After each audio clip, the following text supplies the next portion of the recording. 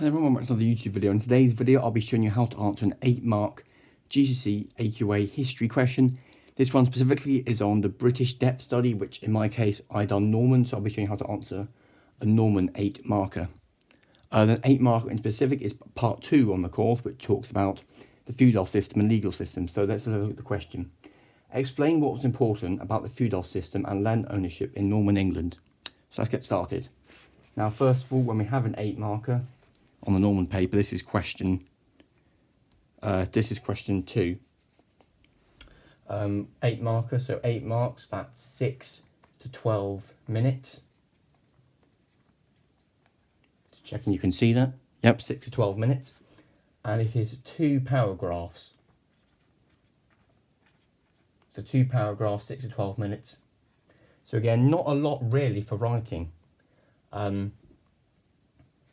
And for a more, again, I'm going to reiterate this again and again.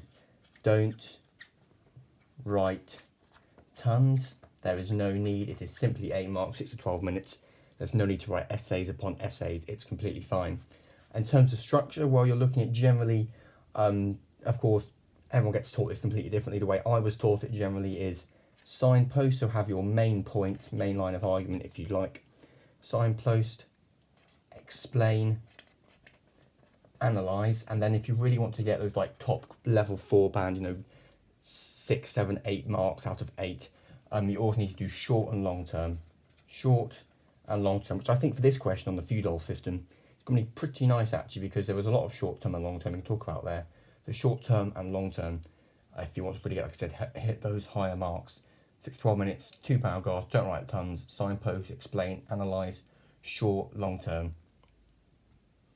So yeah, so now I'm going to talk about how we can, specifically for this question, what we could write about, explain what's important about feudal system and ownership in Norman England. So just important, so you can talk about change and continuity, which like I said, short and long term will be brilliant for this question. So feudal system, not be confused with the legal system, of course, the feudal system. So we can talk about how there was actually, in the continuity, there was a feudal system before 1066 in England. However, of course, the Normans did introduce a sort of like, well, William I, like a sort of properly structured one, did introduce properly structured one. My handwriting looks very terrible. So we talk about how it passes on down. So you've got like, well, whole point one is sort of you got king, earls, barons or knights, and then peasants. And again, I'll draw little arrows. Again, what did the king give to the earl? What did the earl give to the baron? What did the baron give to the peasant? And what did they give in return? In return, so barons, they gave peasants land to work on. But then in return, peasants had to work for the barons. King gave earls land. However, in return, the earls had to pay homage or fealty, so sort of oath that they would protect the king and his land. And you can also talk about, in terms of the feudal system and land ownership, specifically in terms of land ownership, well, what have we got in 1085, 1086? The Domesday Book, Domesday Survey, Domesday Book, Domesday Survey. Dooms is simply an old English word for survey, by the way, surveying the land. So yeah, we've got the Domesday Survey, we've got the kings, earls, barons, peasants, that whole feudal system, and we've got a bit of land ownership. Quite frankly, that's our 2 paragraphs right there. Not quite sure what else we could talk about really. I mean, that's kind of we definitely hit the nail on the head there in terms of what we need to write. So I'll now show you what an 8-marker answer this might actually look like. I have already written it because, of course, 8 marks. Me thinking for 6 to 12 minutes writing it isn't really going to be benefiting many people. However, I have already written it, so I'll show you what I put. And I'll talk you through it in case you can't read my handwriting. So yeah, here is the question. I'll move the camera slightly. So yeah.